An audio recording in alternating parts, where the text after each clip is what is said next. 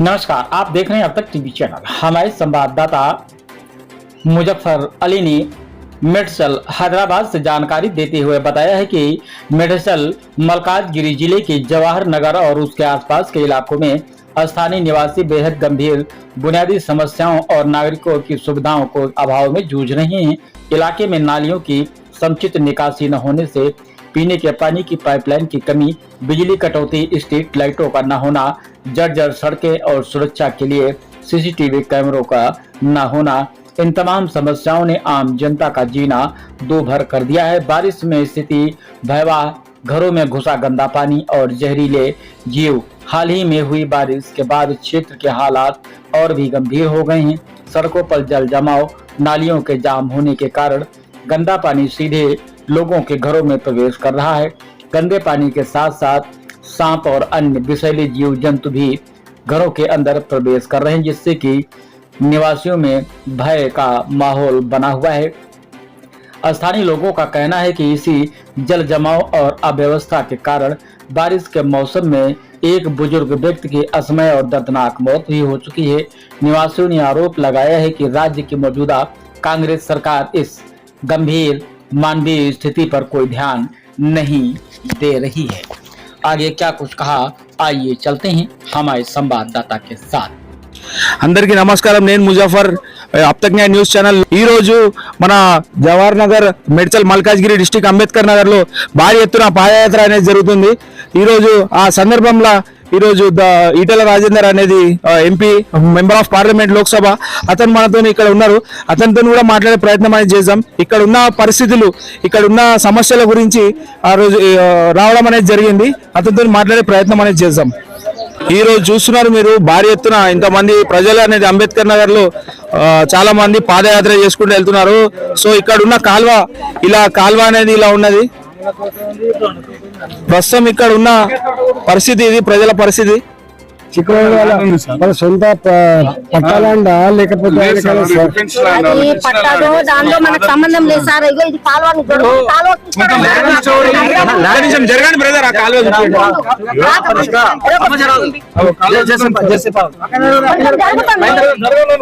ఎవరో ఒకరు మాట్లాడండి। ఇక్కడ అసెంబ్లీ ల్యాండ్ల కింద ఏదైతే ఉన్నదో అయితే వీళ్ళు చిక్కులోలు అనేది ఇప్పటోళ్ళు కాదన్న, చాలా ముందు నుంచి ఉన్నారు ఇక్కడ। అంటే చుట్టుపక్కల ఈ బస్తీ కాకముందు నుంచి వాళ్ళ ల్యాండ్ ఉంది। కాకపోతే రాను ఎట్లయితే అందరు అమ్ముకున్నారో వాళ్ళు కూడా ఎట్లా అమ్మారు, ప్లాట్లు అయిపోయినాయి। అయిపోయిన తర్వాత ఇప్పుడు ఇక్కడ సైడ్ కూడా అట్లనే కొన్నారు, ప్లాట్లు కట్టుకున్నారు। ఇప్పుడు ఇంతకు ముందు ఏమో ఓపెన్ ఉండే కాబట్టి పైనుంచి ఎంత వరద వచ్చింది చెర్లకు పోతుండే। ఇప్పుడు ఫ్లోటింగ్ ఏంటంటే ఇప్పుడు ఈ ఇండ్లు చుట్టుపక్కల అందరు ఇల్లు కట్టుకున్నారు కాబట్టి ఏమైందంటే వాటర్ పోకుండా ఎక్కడికక్కడ మట్టి పోసే వరకు ఇక్కడ సైడ్ డౌన్ ఉంది, ఇక్కడ ఆగిపోతున్నాయి, ముందుకు పోతలేవు।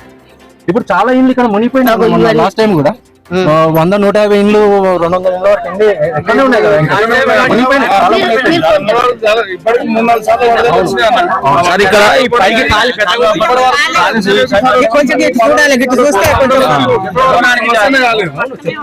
ఎవరో ఒకరు చెప్పండి, 3 తరాలు అయిపోయినాయి। ఇప్పుడు మాది కూడా అసెంట్ భూమి పొలాలు చేసుకుంటాం। ఇప్పుడు ఏం కావాలి? ఇప్పుడు ఇది ఎప్పటి నుంచి జరుగుతుంది ఇదంతా? ఎన్ని రోజుల నుంచి ఇట్లా ఉంది? ఇక్కడ రాధా అన్నట్టు ఆమె ఉంటది, మహిళా సంఘం రాపించుకోవడానికి నేను, మా భార్య, మా పిల్లలు పోయేటప్పుడు అదే కాలంలో పడ్డాం। వారం రోజులు 15 రోజులు ఇప్పుడు పడి, నేను 15 రోజులు ఇచ్చాను। ఇప్పుడు మనం కలిసింది కూడా ఈ సమస్య కోసం। मोहरी का बनाना बोल के दूसरा टैब ही नहीं है।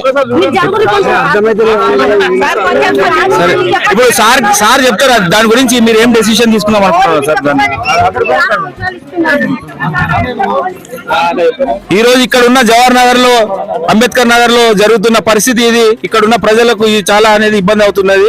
ఇక్కడ రోడ్ల సమస్యలు కానీ, నీళ్ళ సమస్య కానీ, ఎన్నో ఇల్లులు అనేది మునిగిపోవడం అనేది జరుగుతుంది।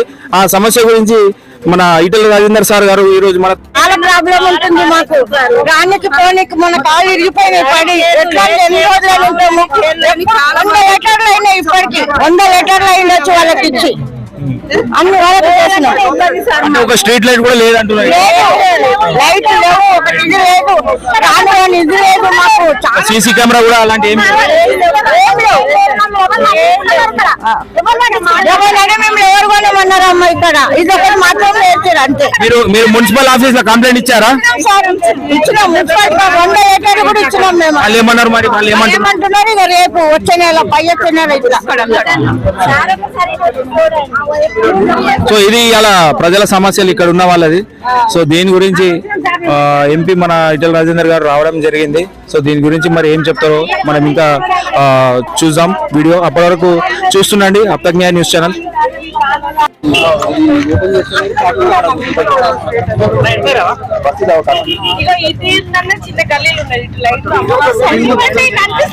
జరగండి అందరు కొద్దిగా సైడ్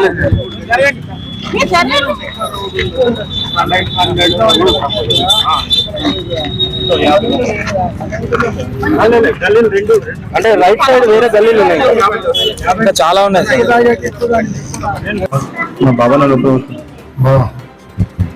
అంటే ఇప్పుడు మీరు చిన్న బిల్డింగ్ సరిపోయేంత స్పేస్ ఉందా? లేదు, అది 2 షట్టర్స్ ఉన్నాయి.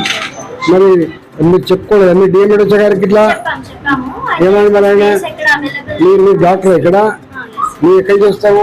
నేను సార్ నేను ఇక్కడ కాపురా నుంచి వస్తాను సార్. చేస్తారు మా డాడీ బిఎస్ఎన్ఎల్ లో రిటైర్ అయిపోయారు. ఇక్కడ అయిపోయిందా? ఎంతకాలం మంది అపాయింట్ అయ్యింది? నేను ఇక్కడ అపాయింట్ అయ్యి 2 years అయింది. కాంట్రాక్ట్ డాక్టరా పర్మనెంట్ డాక్టరా? కాంట్రాక్ట్ డాక్టరే. ఇంతకు ముందు కూడా అక్కడ వాటర్ ట్యాంక్ దగ్గర ఒక రెంటెడ్ బిల్డింగ్ లో ఉన్నాము. అక్కడ తర్వాత మళ్ళీ ఇది రెంట్ తీసుకున్నాము. ఇక్కడ 1 year అవుతుంది రెంట్ ఉండబట్టి. పర్ డే ఇక్కడ మాకు ఇప్పుడైతే 50 వరకు వస్తారు. ఎవ్రీడే అంటే మీరు ఎప్పుడు పొద్దున ఎప్పుడు పని చేస్తారు హాస్పిటల్? పొద్దున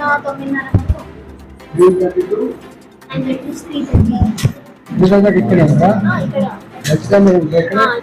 ఎందుకంటే మాకు యాక్చువల్ గా ఇది పట్టణ ప్రాథమిక ఆరోగ్య కేంద్రం అన్నమాట. ల్యాబ్ టెక్నీషియన్, ఫార్మసిస్ట్, ఏఎన్ఎంస్, ఆశాలు అందరూ ఉంటారు. సో ప్రస్తుతానికి బిల్డింగ్ లేక మేము ఇంకా ఏం తెప్పిలేకపోతున్నాం. కొత్త స్టాక్ అయినా ఏదైనా తెప్పించుకోవడానికి కూడా బాగా ఇబ్బంది ఉంది. సో అది అయితే డిఎంహెచ్ఓ వాళ్ళకి కూడా చెప్పారు,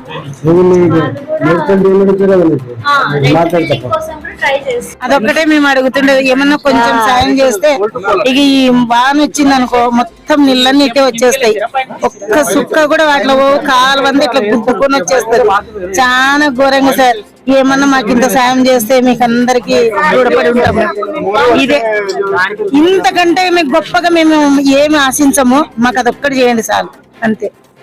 మా తరఫు నుండి మేము ఏం చేయాలో మేము చేస్తాం సార్. మీరు దీని గురించి ప్రజలకు ఏం చెప్దాం అనుకుంటున్నారు ఇక్కడ ఉన్న కాలనీ వాళ్ళకి? అంటే ఈ సమస్య గురించి జవహర్ నగర్ అంటే పాత మున్సిపల్ కార్పొరేషన్ పరిధిలో దాదాపుగా ఒక 300-400 కాలనీలు ఉంటుండొచ్చు నాకు తెలిసి. దీంట్లో మల్లారెడ్డి గారు గతంలో మంత్రిగా పనిచేసిండు, ఇప్పుడు ఎమ్మెల్యేగా ఉన్నారు. చాలా సార్లు ఆయన చెప్తుంటాడు, ఏమంటాడు, నా గుండెకాయ నేను మొత్తం జవహర్ నగర్ అభివృద్ధి చేసిన, ఏదో చేసిన అని అంటాడు. వాస్తవ పరిస్థితులు చూస్తే నాకైతే ఉండని ఈ ప్రాంతంలో నుంచి నేను ఎమ్మెల్యేగా కంటెక్ట్ చేసిన, నాకైతే బాధతో చెప్తున్నా. అసలు ఇది మన తెలంగాణలో ఉన్నామా లేకపోతే ఇంకేదైనా బార్డర్లో ఉన్నామా అని అర్థం కావట్లేదు. ఎంత వెనుకబడిన ప్రాంతమైనా కూడా ఇలా ఉండదు. అయితే ఆ మాటలకు చేష్టలకు సంబంధం లేదు. గతంలో టీఆర్ఎస్ పార్టీ మల్లారెడ్డి అట్నే జోకర్ లాగా చెప్పింది. ఇప్పుడున్న కాంగ్రెస్ పార్టీ కూడా పేద ప్రజలంటేనే చులకన చూస్తున్నారు. వీళ్ళకి అభివృద్ధి కల్పిస్తే, వీళ్ళకు డెవలప్మెంట్స్ అంటే మినిమం ఏదైతే వాళ్ళు మంచినీళ్ళు ఇవ్వాలనో, ఈరోజు లైట్లు ఇవ్వాలనో, లేకపోతే డ్రైనేజు, ఇట్లా రోడ్స్, ఈ 4 మినిమం కల్పించాల్సిన వాళ్ళు ఈరోజు అది మర్చిపోయి ఎక్కడ కబ్జాలు చేయడం, ఎక్కడ అక్రమాలు చేయడం, దాని మీదనే పని చూపిస్తుంది కాంగ్రెస్ పార్టీ వాళ్ళ నాయకులు. దీన్ని నేను ఈ కాలనీ ప్రజల తరఫున నేను ఈ ప్రభుత్వాన్ని డిమాండ్ చేస్తాను. ముఖ్యంగా మా గౌరవ ఎంపీ గారు కూడా ఆదేశాన్ని ఇచ్చారు. ఈ సమస్యలు తెలుసుకొని ముఖ్యంగా నా దృష్టికి తీసుకురండి. నా వంతు ప్రయత్నం వాళ్ళకు